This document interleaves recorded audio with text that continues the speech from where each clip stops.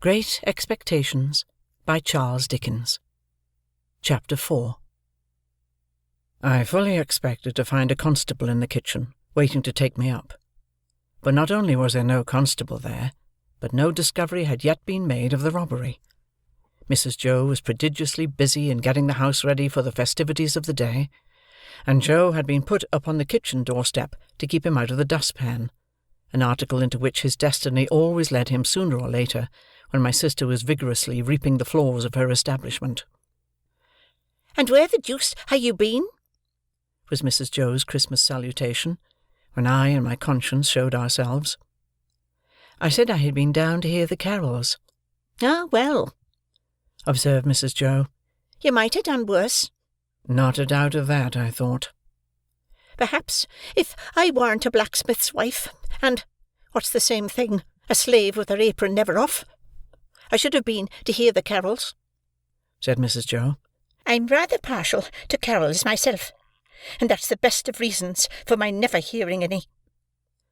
Joe, who had ventured into the kitchen after me, as the dustpan had retired before us, drew the back of his hand across his nose with a conciliatory air, when Mrs. Joe darted a look at him, and, when her eyes were withdrawn, secretly crossed his 2 forefingers, and exhibited them to me, as our token that Mrs. Joe was in a cross temper. This was so much her normal state, that Joe and I would often, for weeks together, be, as to our fingers, like monumental crusaders as to their legs. We were to have a superb dinner, consisting of a leg of pickled pork and greens, and a pair of roast stuffed fowls. A handsome mince pie had been made yesterday morning, which accounted for the mincemeat not being missed, and the pudding was already on the boil. These extensive arrangements occasioned us to be cut off unceremoniously in respect of breakfast. "For I an't," said Mrs. Joe, "I an't a-going to have no formal cramming and busting and washing up now, with what I've got before me, I promise you."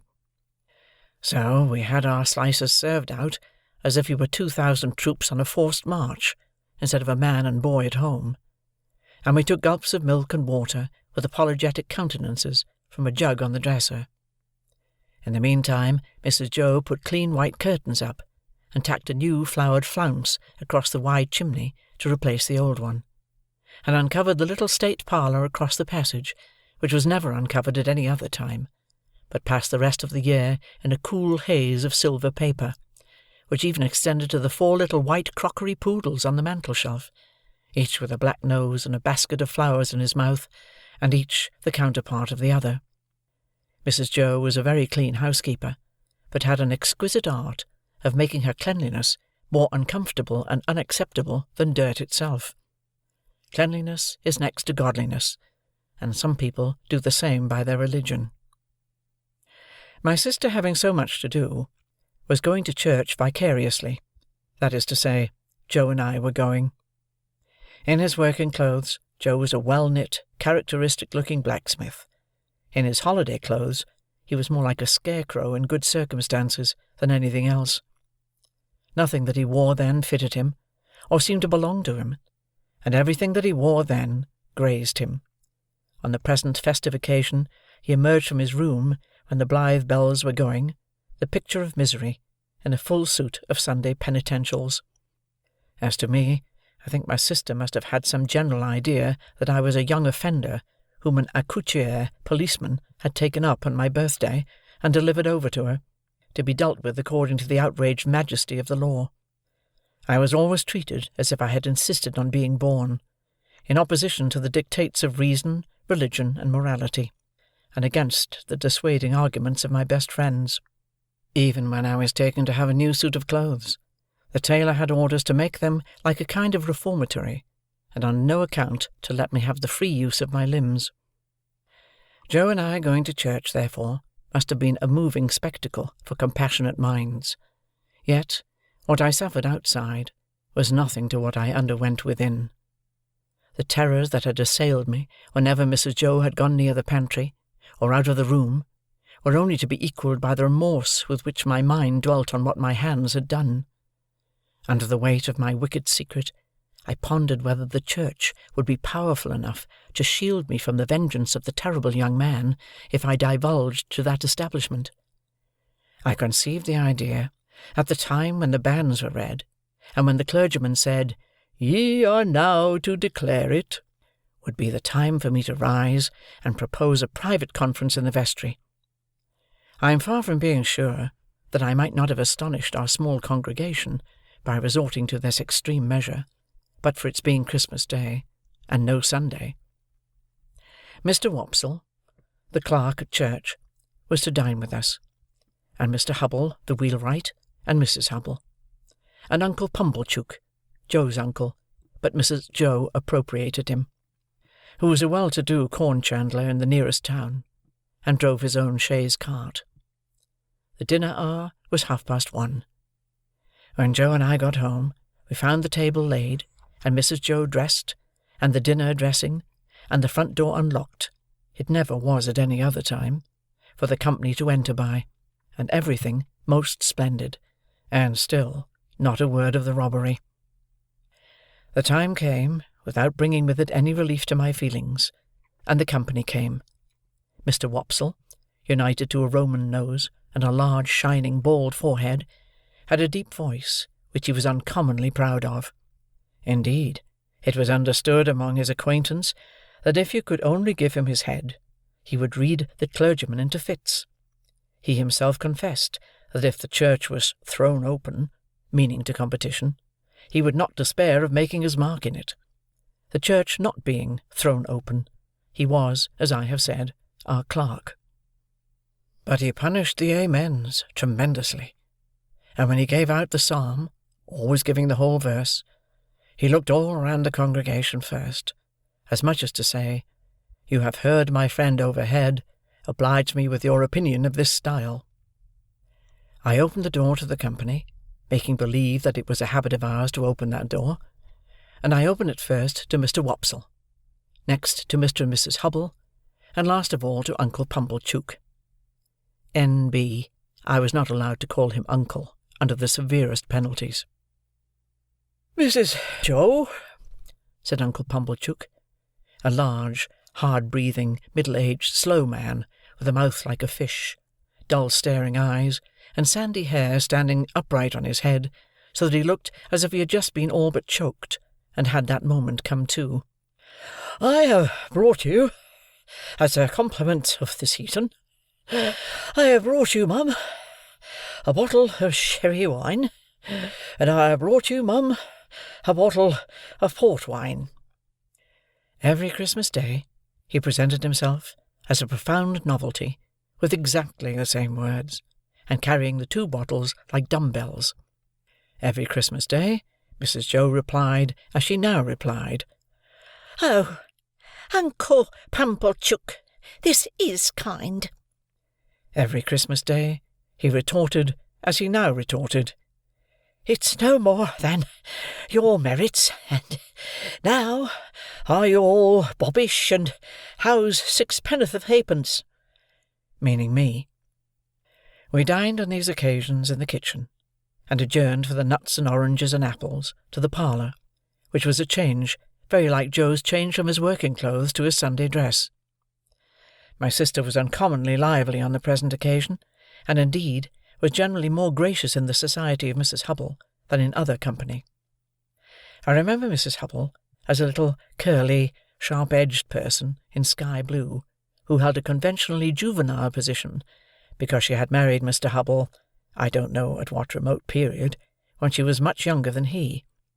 I remember Mr. Hubble as a tough, high-shouldered, stooping old man, of a sawdusty fragrance, with his legs extraordinarily wide apart, so that in my short days I always saw some miles of open country between them when I met him coming up the lane.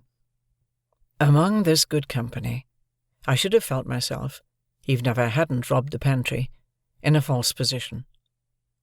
Not because I was squeezed in at an acute angle of the tablecloth, with the table in my chest, and the Pumblechookian elbow in my eye, nor because I was not allowed to speak, I didn't want to speak, nor because I was regaled with the scaly tips of the drumsticks of the fowls, and with those obscure corners of pork of which the pig, when living, had had the least reason to be vain. No, I should not have minded that, if they would only have left me alone. but they wouldn't leave me alone. They seemed to think the opportunity lost if they failed to point the conversation at me every now and then, and stick the point into me. I might have been an unfortunate little bull in a Spanish arena, I got so smartingly touched up by these moral goads. It began the moment we sat down to dinner. Mr. Wopsle said grace with theatrical declamation, as it now appears to me something like a religious cross of the ghost in Hamlet with Richard III, and ended with the very proper aspiration that we might be truly grateful, upon which my sister fixed me with her eye, and said in a low, reproachful voice, "Do you hear that? Be grateful." "Especially," said Mr. Pumblechook, "be grateful, boy, to them which brought you up by hand." Mrs. Hubble shook her head, and contemplating me with a mournful presentiment that I should come to no good, asked, "Why is it that the young are never grateful?" This moral mystery seemed too much for the company, until Mr. Hubble tersely solved it by saying, "Naturally wishes." Everybody then murmured, "True," and looked at me in a particularly unpleasant and personal manner. Joe's station and influence was something feebler, if possible, when there was company than when there was none, but he always aided and comforted me when he could, in some way of his own, and he always did so at dinner-time by giving me gravy, if there were any. There being plenty of gravy to-day, Joe spooned into my plate, at this point, about a half-pint. A little later on in the dinner, Mr. Wopsle reviewed the sermon with some severity, and intimated, in the usual hypothetical case of the church being thrown open, what kind of sermon he would have given them. After favouring them with some heads of that discourse, he remarked that he considered the subject of the day's homily ill chosen, which was the less excusable, he added, when there were so many subjects going about. "True again," said Uncle Pumblechook. "You've hit it, sir. Plenty of subjects going about, for them that know how to put salt upon their tails. That's what's wanted. A man needn't go far to find a subject, if he's ready with his salt-box," Mr. Pumblechook added, after a short interval of reflection. "Look at pork alone. There's a subject. If you want a subject, look at pork." "True, sir. Many a moral for the young," returned Mr. Wopsle, and I knew he was going to lug me in before he said it. "Might be deduced from that text." "You listen to this," said my sister to me in a severe parenthesis. Joe gave me some more gravy.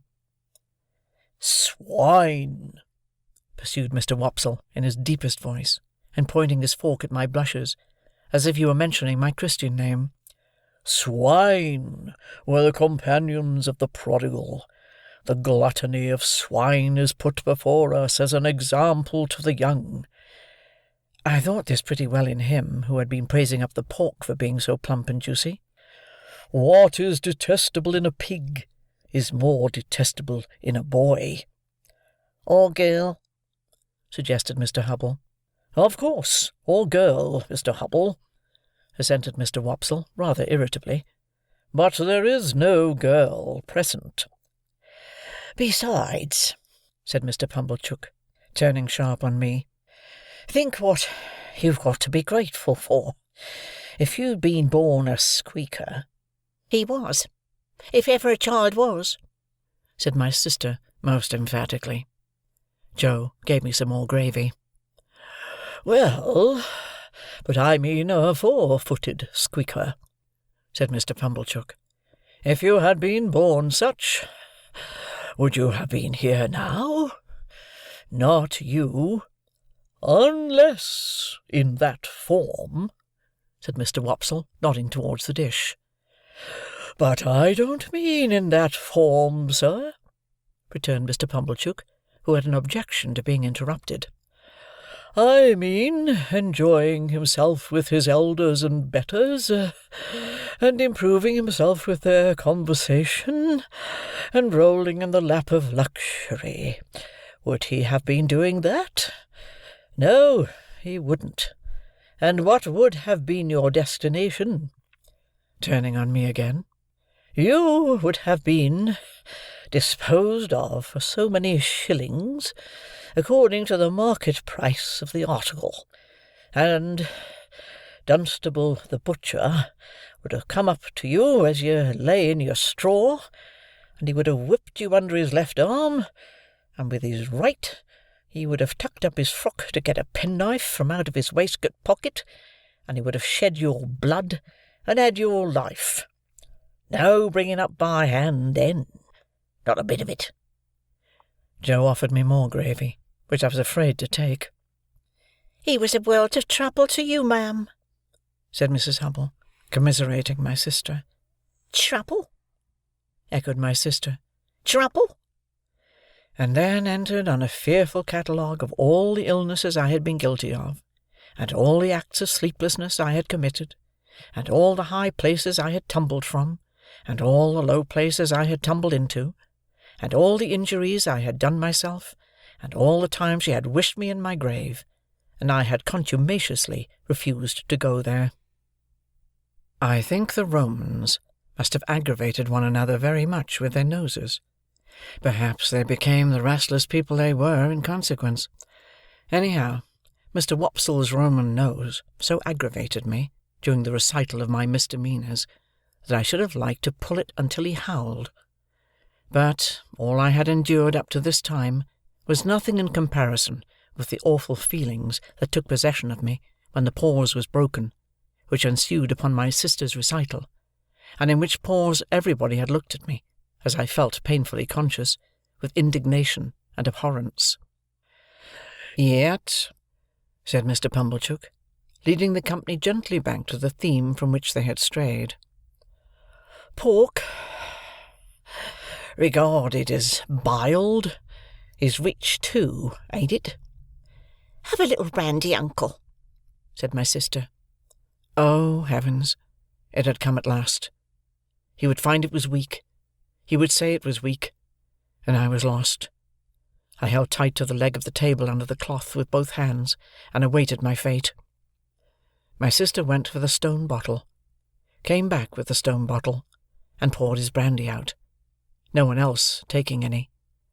The wretched man trifled with his glass, took it up, looked at it through the light, put it down, prolonged my misery.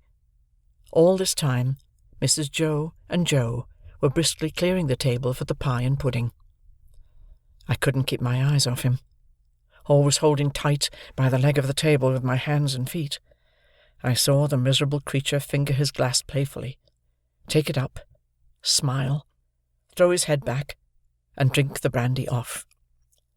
Instantly afterwards, the company was seized with unspeakable consternation, owing to his springing to his feet, turning round several times in an appalling spasmodic whooping cough dance, and rushing out the door. He then became visible through the window, violently plunging and expectorating, making the most hideous faces, and apparently out of his mind. I held on tight, while Mrs. Joe and Joe ran to him. I didn't know how I had done it, but I had no doubt I had murdered him somehow. In my dreadful situation, it was a relief when he was brought back, and, surveying the company all round, as if they had disagreed with him, sank down into his chair, with one significant gasp. "Tar!" I had filled up the bottle from the tar-water jug. I knew he would be worse by and by. I moved the table, like a medium of the present day, by the vigour of my unseen hold upon it. "Tar?" cried my sister in amazement.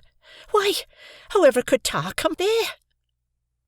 But Uncle Pumblechook, who was omnipotent in that kitchen, wouldn't hear the word, wouldn't hear of the subject, imperiously waved it all away with his hand, and asked for hot gin and water. My sister, who had begun to be alarmingly meditative, had to employ herself actively in getting the gin, the hot water, the sugar, and the lemon peel, and mixing them. For the time being at least, I was saved. I still held on to the leg of the table, but clutched it now with the fervour of gratitude. By degrees, I became calm enough to release my grasp and partake of pudding. Mr. Pumblechook partook of pudding, All partook of pudding. The course terminated, and Mr. Pumblechook had begun to beam under the genial influence of gin and water. I began to think I should get over the day, when my sister said to Joe, "Clean plates. Cold." I clutched the leg of the table again immediately, and pressed it to my bosom, as if it had been the companion of my youth and friend of my soul. I foresaw what was coming, and I felt that this time I really was gone. "You must taste," said my sister, addressing the guests with their best grace. "You must taste, to finish with. Such a delightful and delicious present of Uncle Pumblechook's." Must they? Let them not hope to taste it. "You must know," said my sister, rising, "it's a pie. A savoury pork pie." The company murmured their compliments. Uncle Pumblechook, sensible of having deserved well of his fellow creatures, said, quite vivaciously, all things considered, "Well, Mrs. Joe, we'll do our best endeavours. Let us have a cut at this same pie." My sister went out to get it. I heard her steps proceed to the pantry. I saw Mr. Pumblechook balance his knife. I saw a reawakening appetite in the Roman nostrils of Mr. Wopsle. I heard Mr. Hubble remark that "a bit of savoury pork pie would lay atop of anything you can mention and do no harm." And I heard Joe say, "You shall have some, Pip." I have never been absolutely certain whether I uttered a shrill yell of terror, merely in spirit, or in the bodily hearing of the company. I felt that I could bear no more, and that I must run away. I released the leg of the table, and ran for my life. But I ran no further than the house door, for there I ran head foremost into a party of soldiers with their muskets, one of whom held out a pair of handcuffs to me, saying, "Here you are. Look sharp. Come on."